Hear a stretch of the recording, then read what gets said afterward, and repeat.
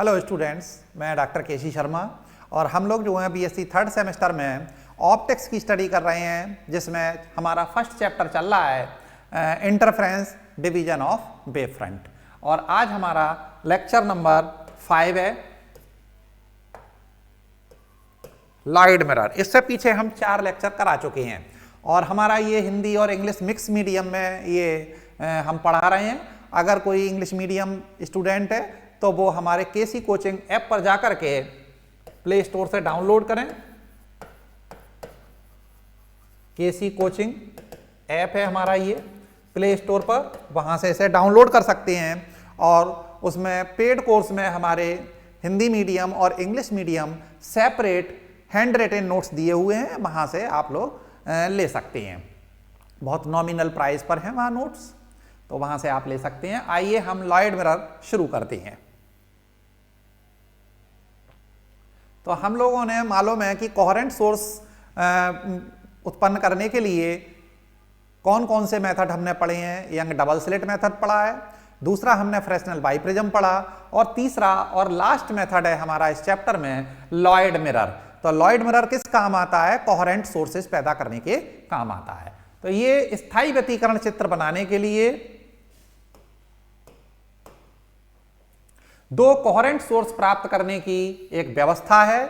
इसमें एक समतल दर्पण M1 M2 होता है, जिसकी ऊपरी सरफेस सिल्वर्ड और निचली सरफेस ब्लैक होती है।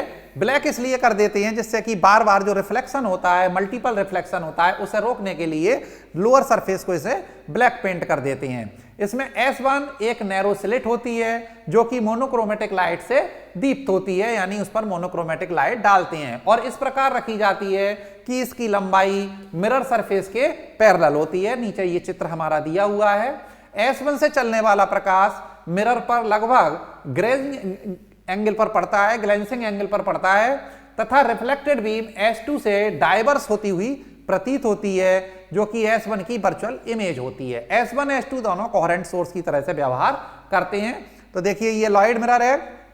ये हमारे पास एक मिरर रखा हुआ है, प्लेन मिरर होता है, और इसकी निचली सरफेस जो है वो ब्लैक पेंट होती है, ऊपरी सरफेस पर हमारा सिल्वर का पेंट होता है, चांदी की पॉलिश होती है। यहां हमारा एक सोर्स रखा हुआ है S1 से चलने वाली किरणें देखिए ये इस वाले कॉर्नर पर पड़ी और दूसरी किरण यहां पड़ी। तो यहां से क्या होता है, इनका रिफ्लेक्शन होता है, और रिफ्लेक्ट होकर के ये वाली किरण ये रिफ्लेक्ट होकर के इधर पहुंच गई, और दूसरी किरण जो है रिफ्लेक्ट होकर के यहां चली गई। यहां से और भी किरणें यहां पर रिफ्लेक्शन हो सकता है। बहुत सारी किरणें होंगी, सोर्स से बहुत सारा किरणें चल रही होंगी, तो रिफ्लेक्ट होती हैं। और देखिए ये रिफ्लेक्ट होती हैं, तो हम इन किरणों को कहां से आता हुआ मान सकते हैं? अगर हम इन किरणों को पीछे की ओर बढ़ाएं, ये वाला M1 और M2 से जो किरणें रिफ्लेक्शन हुआ है, इन्हें अगर हम पीछे की ओर बढ़ाएं तो ये हमें S2 से आती हुई प्रतीत होंगी। तो इस तरीके से जो S1 का वर्चुअल सोर्स था वो S2 होता है। तो S1 और S2 2 कोहेरेंट सोर्स की तरह से इसमें काम करते हैं। और हमें मालूम है कि 2 कोहेरेंट सोर्स के बीच की दूरी हम हमेशा 2D लेते हैं, और सोर्स से स्क्रीन तक की डिस्टेंस जो लेते हैं वो कैपिटल D लेते हैं। तो इस तरीके से 2 कोहेरेंट सोर्स हमें मिल गए, और हमें मालूम है कि ये D और 2D के बारे में मालूम है, तो हमें फ्रिंज चौड़ाई भी पता पड़ जाएगी। d लैम्डा अपॉन 2D ही फ्रिंज चौड़ाई इसमें भी आती है। अब S1 से आने वाला प्रकाश कोण PS1Q, S1 से जो प्रकाश आता है वो कौन सा कोण बना रहा है? देखिए ये है हमारे पास S1 से आने वाला प्रकाश है, तो P ये है हमारे पास। अगर हम इसे अलग अलग कलर में कर दें तो PS1Q देखिए ये इस तरीके से, ये देखेंगे यहां पर कहां पर इंटरफेरेंस होता है, फील्ड कौन सा है, ये हमारे पास बन गया। इसमें कौन सी हैं? S1 से आने वाली सारी किरणें हैं इसमें,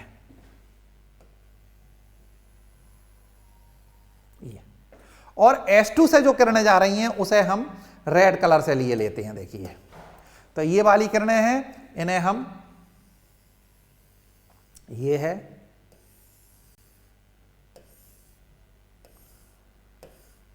तो ऐसा फील्ड जहां पर कि S1 और S2 दोनों की किरणें मिलती हैं, वहां हमें व्यतिकरण फ्रिंजें दिखाई देती हैं। तो A B के बीच में मिलती हैं, तो यहां पर हमें इस तरीके से इंटरफेरेंस पैटर्न दिखाई देगा। व्यतिकरण फ्रिंजें हमें यहाँ पर ये बहुत सारी दिखाई देंगी।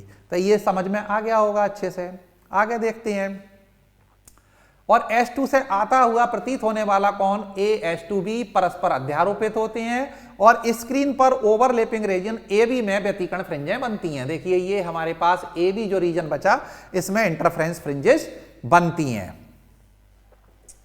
केंद्रीय फ्रिंज यानी जीरो ऑर्डर फ्रिंज बिंदु O पर होनी चाहिए, परंतु ये प्राप्त नहीं होती क्योंकि O पर केवल सीधे आना वाला प्रकाश ही पहुंचता है, परावर्तित प्रकाश नहीं पहुंचता है। इसे भी देख लें, हमारे पास जो केंद्रीय फ्रिंज मिलनी चाहिए थी वो यहां मिलनी चाहिए थी, लेकिन यहां तो कोई प्रकाश पहुंच ही नहीं रहा है, कोई भी प्रकाश यहां नहीं पहुंच रहा है, केवल S1 की किरणें आ रही हैं, S2 की किरणें यहां नहीं आती हैं, तो यहां हमें इंटरफ्रेंस फ्रिंज नहीं मिलती, यानी जीरो ऑर्डर की फ्रिंज हमें लॉयड मिरर में प्राप्त नहीं होती है। ये इसका एक फ्रेस्नेल बाइप्रिज्म से डिफरेंस भी है।